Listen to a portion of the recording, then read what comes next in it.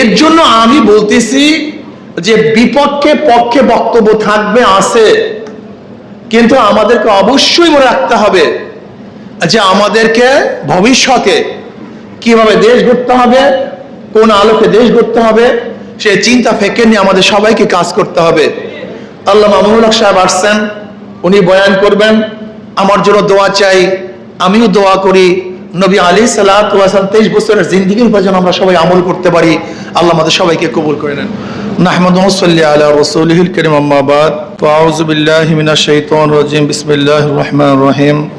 রাহমাতুল লিল আলামিন কনফারেন্সের সম্মানিত সভাপতি, সেরে তাজ, সম্মানিত উলামায়ে কেরাম এবং উপস্থিত নবী আলাইহিস সালাতু ওয়াস সালামের প্রিয় উম্মতগণ, নবী আলাইহিস সালাতু ওয়াস সালামের গোটা জিন্দেগিটাই অনুকরণীয়, অনুসরণীয়। কিন্তু আমাদের সমস্যাটা কি? আমি আমার সমস্যা নিয়ে আলোচনা করি। আমি চরমোনাই মাদ্রাসার মসজিদে ছাত্রদের উদ্দেশ্যে, ওস্তাদের উদ্দেশ্যে বয়ান করার সময় আমি কিছু কথা বলেছিলাম, ওখান থেকে শুরু করেছি। পরবর্তীতে অন্য অন্য বিভিন্ন জায়গাতে আমি এই বয়ানগুলি করেছিলাম। ওস্তাদদেরকে এবং ছাত্রদের উদ্দেশ্য করে বলেছিলাম আমাদের সমস্যাটা কোথায়। আমাদের সমস্যা হলো যা পড়ি তা আমল করি না। আমি বললাম, দেখো এইমাত্র আমরা হাদিসের মধ্যে দর্শ দিয়েছি তাকবীরুল্লাহর ফজিলাত কি, অথচ এইমাত্র ছাত্ররা তাকবীরুল্লাহর ফজিলাত সম্পর্কে হাদিসে পড়ছে, অথচ উস্তাদও তাকবীরুল্লাহ পায় না, ছাত্র তাকবীরুল্লাহ পায় না। এইমাত্র জামাতের ফজিলাত সম্পর্কে দর্শ দিছে এইমাত্র, অথচ না ছাত্র জামাতে নামাজ পড়ছে না উস্তাদ জামাতে নামাজ পড়ছে। এইমাত্র আনতা আবুদাল্লাহ কাআন্নাকা তারা ফাইন লাম তাকুন তারাহু ফাইন্নাহু ইয়ারাক, এর উপরে বিশদ আলোচনা করছি। অথচ যে পড়াইছি তার মধ্যেও আল্লাহকে দেখতেছি হালাত পয়দা হয় না, বা আল্লাহ আমাকে দেখছে এই হালাত, এই অবস্থান পয়দা হয়নি।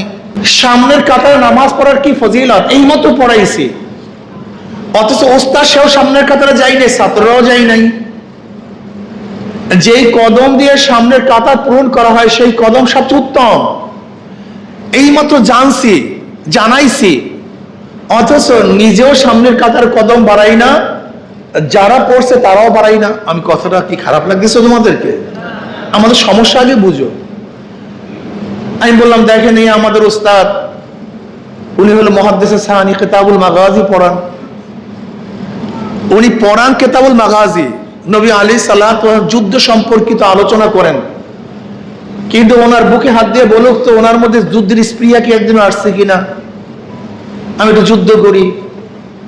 উনি এইমাত্র নবীর তলোয়ারের ফজিলাত পড়াইছেন, কিন্তু উনি তলোয়ার নিয়ে রাস্তা নামতে পারবেন কিনা, ওনার লজ্জা লাগবে। উনি তলোয়ার নিয়ে সামনে বের হতে পারবেন, লজ্জা লাগবে, না আলেমদের শানের খেলাফ। অথচ এইমাত্র নবী আলাইহিস সালাতু ওয়াস সালামের জুলফিকার সম্পর্কে আলোচনা করছে, অথচ আমি তলোয়ার নিতে লজ্জা পাই। এইমাত্র নবী আলাইহিস সালাতু ওয়াস সালামের যুদ্ধের পোশাক সম্পর্কে আলোচনা করছি, অথচ আমি যুদ্ধের পোশাক পরতে লজ্জা পাই।